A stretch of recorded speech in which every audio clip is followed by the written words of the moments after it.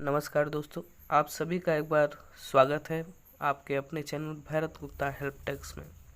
दोस्तों, आज से हम शुरू करने जा रहे हैं एक नई शुरुआत समाजशास्त्र विषय में।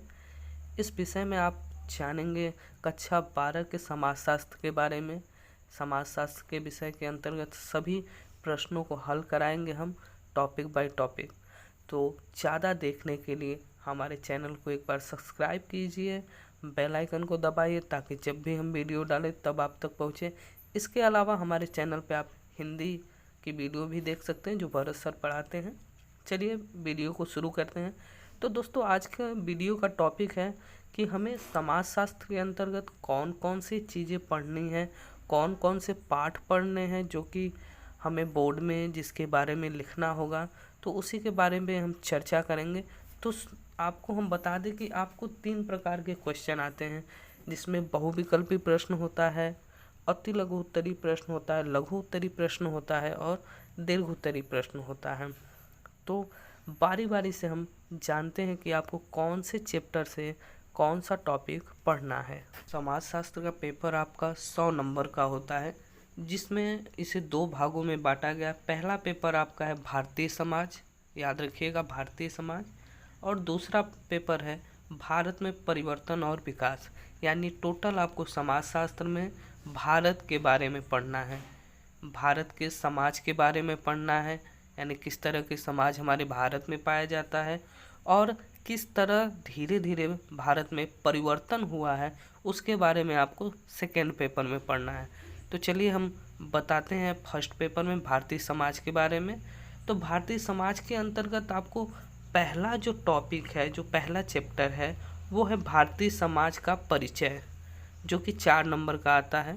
भारतीय समाज के परिचय में आप भारत का परिचय देंगे कि समाज, एक बात समझ लीजिए कि समाज मनुष्यों का समूह होता है और उसे हम समाज कह सकते हैं, और मानव के बीच पाए जाने वाले संबंधों को हम समाज कह सकते हैं। तो इसी के बारे में आपको पढ़ना, और डिटेल से हम आगे जब चैप्टर का वीडियो बनाएंगे उसमें हम देखेंगे। फिर दूसरे में आपको पढ़ना है भारतीय समाज और जनसांख्यिकी संरचना। इसमें आपको पढ़ना है माल्थस के जनसंख्या सिद्धांत को। इसके अलावा आपको जनसंख्या संबंधी जैसे लिंग निर्धारण और लिंग और साक्षरता दर, इन सब के बारे में पढ़ना है। उसके बाद आपका आता है सामाजिक संस्थाएं। सामाजिक संस्थाएं क्या होती है? सामाजिक संस्था के अंतर्गत आपको आता है जैसे जाति प्रथा हो गया, जनजाति हो गया और परिवार हो गया, नातेदारी हो गया। इन सब के बारे में आपको पढ़ना है सामाजिक संस्था के बारे में। निरंतरता और परिवर्तन। निरंतरता मतलब होता है निरंतर चलने वाला, और चलने के साथ साथ उसमें कुछ बदलाव होता है, उसी को हम कहते हैं परिवर्तन। ये टॉपिक हमारा 10 नंबर का आता है, जिसमें हमें 3 नंबर बहुविकल्पी और बाकी के अति लघु उत्तरी और दीर्घ उत्तरी में आता है। इसके बाद हम सामाजिक असमानता और बहिष्कार का ढांचा, इसके बारे में पढ़ेंगे। और इसमें एक चैप्टर आता है बाजार, वो चैप्टर आपका कट गया है, उसे नहीं पढ़ना है। अगर आपके पुराने बुक में बाजार दिया होगा तो आप उसे कट कर लेंगे, इसे नहीं पढ़ना है। आगे हमें पढ़ना है सामाजिक असमानता और बहिष्कार का ढांचा। असमानता क्या होता है? जब लोगों के बीच में कोई बड़ा हो कोई छोटा हो, उसी को असमान कहते हैं, असमानता कहते हैं। और बहिष्कार मतलब इसी का हमें बहिष्कार, जब उसे हम नहीं मानते हैं उसे हम बहिष्कार कहते हैं। तो इसके अंतर्गत आपको जाति पूर्वाग्रह पढ़ना है, अनुसूचित जाति पढ़ना है, और पिछड़ा वर्ग जो ओबीसी है उसे पढ़ना है। फिर जनजाति समुदाय को पढ़ना है, इन सब बारे में। और उसी के साथ साथ दिव्यांगों के बारे में पढ़ना है हमें इस चैप्टर में, और इस चैप्टर से हमें 10 नंबर का जो है प्रश्न आता है। उसके बाद हमें दोस्तों पढ़ना है संस्कृति विभिन्नताओं की चुनौती, जो हमारा 6वां चैप्टर है, सांस्कृतिक विभिन्नताओं की चुनौती। सांस्कृतिक विभिन्नता क्या होता है?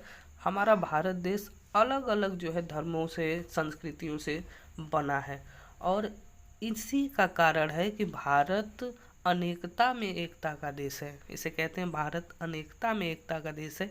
इसी विभिन्नता को हमें पढ़ना है इस चैप्टर में।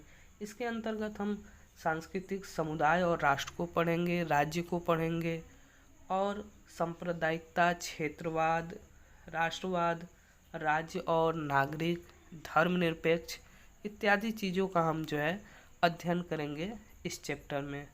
फिर परियोजना कार्य के लिए सुझाव। ये परियोजना कार्य के लिए सुझाव क्या होता है? ये आपका होता है अनुसंधान, जिसे हम लोग इंग्लिश में रिसर्च कहते हैं।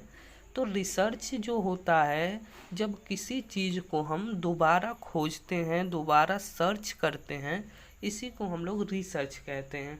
जिसमें आपको पढ़ना है सर्वेक्षण प्रणाली, साक्षात्कार। साक्षात्कार क्या होता है? इंटरव्यू को हम साक्षात्कार कहते हैं। कुछ चीज़ें आपको इंग्लिश में समझ में आएंगी, कुछ चीज़ें आपको हिंदी में समझ में आएंगी। तो आप कोशिश करिएगा कि जिन चीज़ों को पढ़ रहे हैं उसे इंग्लिश में भी पढ़ा जाए। उसके बाद आपको इसमें कुछ पद्धतियों के बारे में पढ़ा जाएगा और छोटी छोटी शोध के बारे में आपको जानकारी करनी है, क्योंकि आगे जब चल के आप बीए करेंगे, एमए करेंगे और फिर पीएचडी करेंगे, तो पीएचडी में हमें शोध करने के लिए मिलता है, रिसर्च करने के लिए मिलता है, रिसर्च पेपर लिखना होता है। एमए में भी आपको इंटरव्यू वगैरह, रिसर्च पेपर कुछ लिखने पड़ते हैं। तो इस तरह हमारा ये फर्स्ट पेपर ख़त्म हो गया, जिसमें 7 चैप्टर हमें हैं यूनिट वाइज, उसे हम कवर करेंगे। और अब हम चलते हैं जो है अपने दूसरे चैप्टर की तरफ, दूसरे पेपर की तरफ, जो है भारत में परिवर्तन और विकास।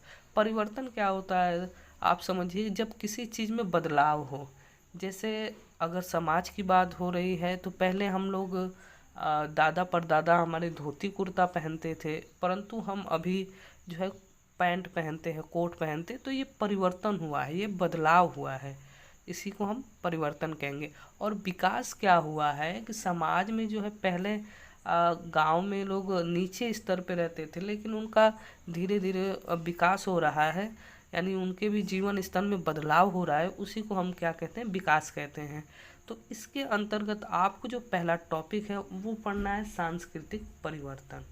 सांस्कृतिक परिवर्तन पढ़ना है। इसमें आपको आधुनिकीकरण, आधुनिकीकरण क्या होता है? जो हमारे अंदर आधुनिक हम बन रहे हैं। पहले हम धर्म को मानते थे, जाति को मानते थे, लेकिन धीरे धीरे अब इन चीज़ों को नहीं मान रहे, ये आधुनिकीकरण है।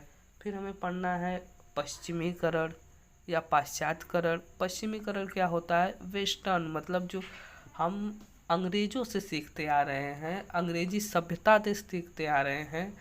जो पहले हमारे यहाँ सत्तू खाया जाता था, लिट्टी चोखा खाया जाता था, बट अब हम क्या चाउमीन खा रहे हैं, मोमोज खा रहे हैं, पिज़्ज़ा खा रहे हैं। तो ये सब चीज़ें हमारे यहाँ नहीं थी, बट अब आ गई हैं, तो उसको हम जो है कह सकते हैं पश्चिमीकरण। फिर संस्कृतिकरण है, जब नीचे जाति के लोग ऊंचे जाति को मानते हैं, उनका अनुसरण करते हैं, वो संस्कृतिकरण कहलाती है। इन सब के बारे में हमें पढ़ना है। फिर उसके बाद भारतीय लोकतंत्र की कहानी। इसमें आपको संविधान के बारे में पढ़ना है, संविधान कैसे बना, लोकतंत्र क्या है, चुनाव क्या है, इन सब प्रणाली के बारे में पढ़ना है। फिर ग्रामीण समाज में परिवर्तन एवं विकास। इसके बाद जो यानी धीरे धीरे गाँव जो है ग्रामीण समाज में परिवर्तन एवं विकास।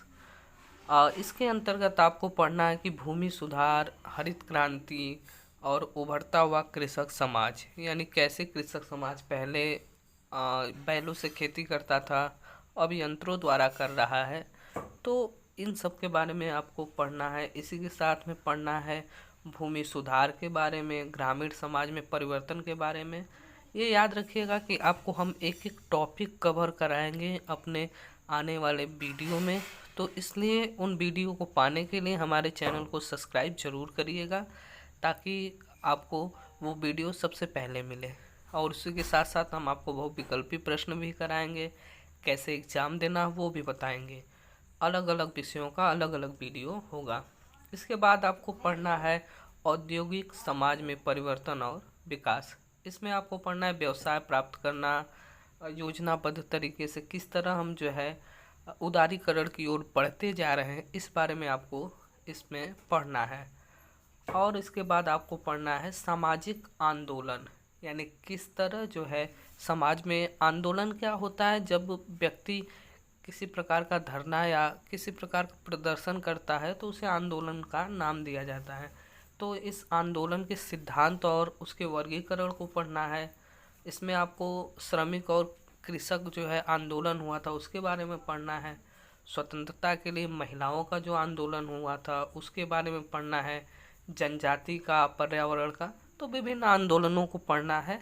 ये आपका जो है टॉपिक है जो कि आपको पढ़ना है। अब एक बार हम आपको वो टॉपिक बता देते हैं जो आपको कटा है 30% नहीं पढ़ना है। एक बार आप उसे टिक लगा लीजिएगा। आपका फर्स्ट पेपर में इकाई 4 जो है बाजार और अर्थव्यवस्था पर सामाजिक दृष्टिकोण, इसे आपको नहीं पढ़ना है, इसे आप बुक में कट कर लीजिएगा। इसी के साथ भूमंडलीकरण, स्थानीय, क्षेत्रीय एवं राष्ट्रीय अंतः बाजारों को भी नहीं पढ़ना है।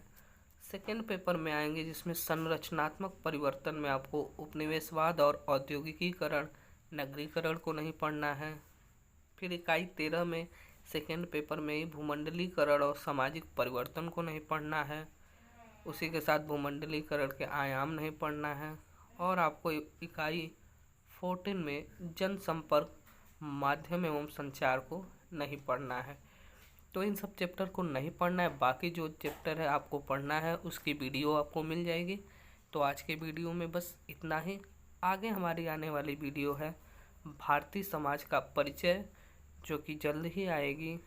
उसको जानने के लिए आप हमारे चैनल को सब्सक्राइब कर लीजिए, नोटिफिकेशन ऑन कर लीजिए ताकि आपको वीडियो का लिंक जो है वो नोटिफिकेशन तुरंत ही मिल जाए।